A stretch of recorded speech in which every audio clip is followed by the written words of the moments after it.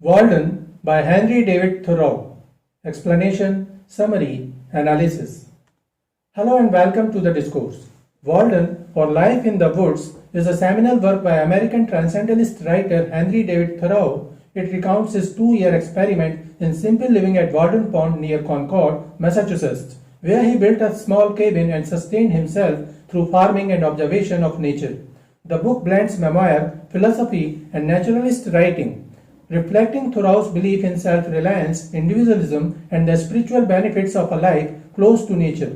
Writing during a period of rapid industrialization and social change, Walden serves as both a personal reflection and a critique of materialism and conformity in 19th century America. The context of Walden is deeply tied to the transcendentalist movement, which emphasized intuition, the divinity of nature, and the importance of personal conscience over societal norms.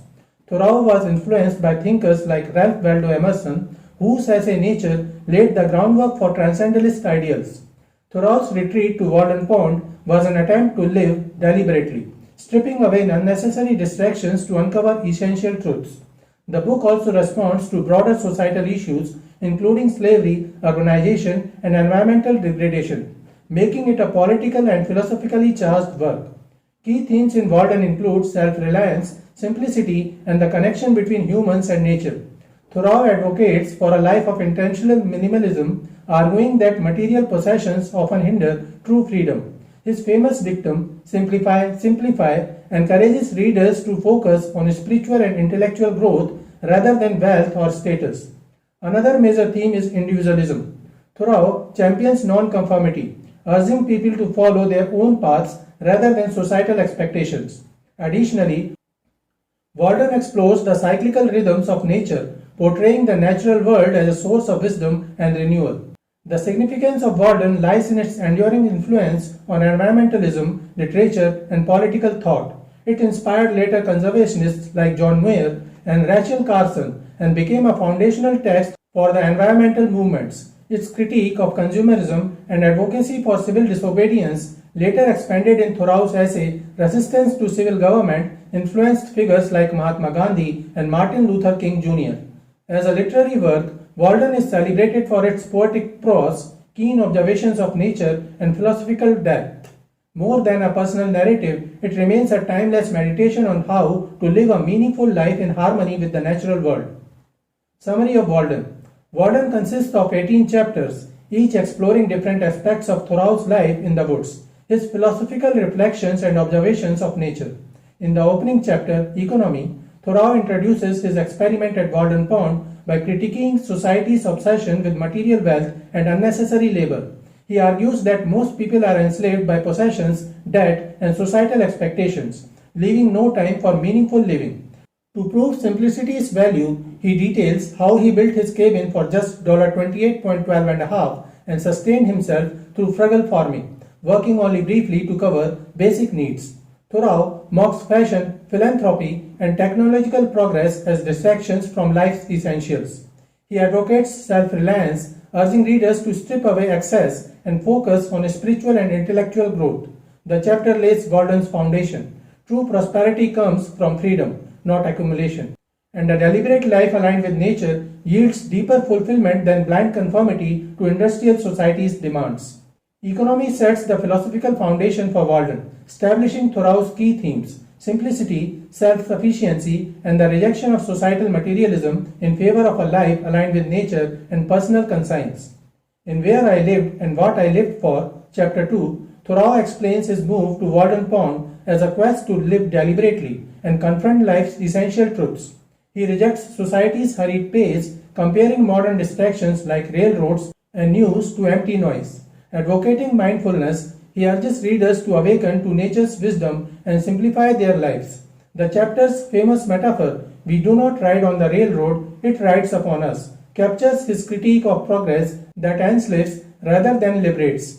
True living, he argues, requires solitude and intentionality. In reading Chapter 3, Thoreau champions the intellectual and spiritual value of studying classical literature. He laments that most towns prioritize physical infrastructure over libraries, criticizing society's neglect of great books. True reading, he argues, should be a deliberate, noble pursuit, like studying Homer or the Vedas, rather than idle entertainment. Thoreau believes ancient texts offer timeless wisdom, elevating the mind beyond mundane concerns. However, he acknowledges that rural life often lacks access to such works, reinforcing his broader critique of cultural priorities. The chapter underscores reading as essential to self-improvement and a meaningful life. In Sounds, chapter 4, Thoreau immerses himself in nature's auditory landscape, the chirping of birds, rustling leaves, and distant church bells, and an antidote to human chatter. He contrasts these organic harmonies with the intrusive whistle of the locomotive, symbolizing industrialization's disruption. The chapter celebrates listening as a form of mindfulness, where even silence speaks. Thoreau finds profound meaning in nature's sound, which connect him to a purer, more authentic existence. In Solitude, chapter 5, Thoreau reflects on the joy of being alone in nature. He argues that solitude does not mean loneliness, but rather a deep connection with the universe. Surrounded by the woods and a pond, he finds companionship in nature's serenity. True solitude, he suggests, brings inner peace and self-awareness, freeing the mind from society's distractions and allowing profound spiritual renewal. He relates his distaste for village life, where people see too much of each other, so that human interaction becomes trivial. In Visitors, chapter 6, Thoreau describes the occasional companions who ventured to his cabin, woodchoppers, runaway slaves, and philosophers, all offering meaningful exchanges. Though he cherishes solitude, he welcomes those who engage authentically. The chapter contrasts genuine human connection with superficial society, emphasizing that true companionship thrives in simplicity. Even in isolation, Thoreau finds fellowship with kindred spirits who appreciate nature and thoughtful conversation. In The Bean Field, chapter 7, Thoreau recounts cultivating beans as both a practical necessity and a philosophical exercise. Through manual labor, he connects with the earth while critiquing industrialized farming. The field becomes a metaphor for self-reliance and the rewards of simple work. Yet, he humorously acknowledges weeds and woodchucks as reminders of nature's indifference to human toil. In The Village, chapter 8, Thoreau humorously critiques small town life, mocking gossip and mindless conformity. His occasional visits to Concord highlight society's trivial distractions, contrasting with Walden's purposeful solitude. Even his arrest of tax resistance, hinted at here, underscores his rebellion against societal norms. He chose not to pay taxes to a government that supports slavery. The chapter reinforces his belief that true freedom lies in independent thought, not in the herd mentality of civilization. In The Ponds, chapter 9, Thoreau poetically describes Walden Pond and its neighboring waters as mirrors of purity and eternity. He meticulously observes their colors, depths, and seasonal changes, framing them as symbols of spiritual clarity. Contrasting their untouched beauty with human exploitation like ice cutters, he elevates nature's quiet perfection above man's disruptions, celebrating the pond as a sacred space for reflection and renewal. He describes Flint's Pond, White Pond, Goose Pond, and Fairhaven Bay, but finds Walden, with its pure, clear water, to be the epitome of nature's offerings. In Baker Farm, chapter 10, Thoreau recounts encountering John Field, an impoverished Irish labourer trapped in back-breaking work. Contrasting Field's struggle with his own simple life, Thoreau critiques the illusion of the American dream. He pities Field's endless toil for material comforts, arguing that true freedom comes from rejecting societal expectations, a quiet but sharp indictment of industrialization's human cost. In Higher Laws, chapter 11, Thoreau wrestles with the duality of human nature, our animal instincts versus spiritual aspirations. While he hunts and fishes for sustenance, he ultimately renounces them, seeking purity through vegetarianism and self-discipline. He argues that transcending base desires elevates the soul, framing temperance and simplicity as paths to moral and intellectual awakening, in harmony with nature's higher truths. Chapter 12, Brute Neighbors, opens with a dialogue between hermit, who represents Thoreau's contemplative nature, and poet, who tempts him to abandon his meditations and fish instead. Thoreau observes animal encounters, from a battle between red and black ants to the playful antics of a loon, as metaphors for human struggles and the pursuit of freedom. These brute dramas mirror society's conflicts, yet reveal nature's raw authenticity. Through wit and keen observation, he finds profound lesson in wildlife, celebrating their unfiltered existence compared to man's artificial complexities. In Housewarming, chapter 13, Thoreau prepares for winter by plastering his cabin and reflecting on the primal comfort of shelter. As autumn fades, he gathers firewood and observes squirrels stalking nuts, a shared ritual of survival. The crackling hearth becomes a symbol of self-reliance, blending domestic warmth with the wild, proving simplicity and nature's rhythms suffice where excess and haste fail. In Former Inhabitants and Winter Visitors, chapter 14, Thoreau recalls Walden's forgotten residents, freed sylphs, laborers, and hermits whose ruins dot the woods. Winter brings rare guests, like the woodcutter or poet Ellery Channing, offering fleeting camaraderie. Their stories, woven with solitude, become ghostly reminders of transience, contrasting nature's permanence with human fragility. In Winter Animals, chapter 15, Thoreau chronicles encounters with wildlife amid snow-laden woods, the haunting screech of owls, a red squirrel's antics, and a fox's fleeting tracks. These creatures become winter companions, their resilience mirroring his own. Through their unfiltered existence, he finds humor and wisdom, framing nature's harsh season as a theater of survival and wild beauty. In The Pond in Winter, chapter 16, Thoreau awakens to a frozen Walden transformed into a glacial labyrinth. Ice cutters harvest its surface, their saws screeching like mythical beasts, while Thoreau measures the pond's uncharted depths with homemade tools. The ice is shifting, blues and greens reveal nature's hidden geometry, a silent tribute to human haste, proving winter's stillness teems with revelations for those who study it.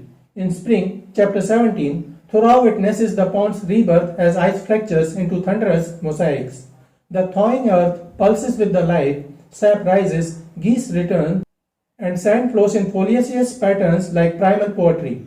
This seasonal awakening mirrors his own spiritual renewal, proving decay and rebirth are nature's eternal dialectic.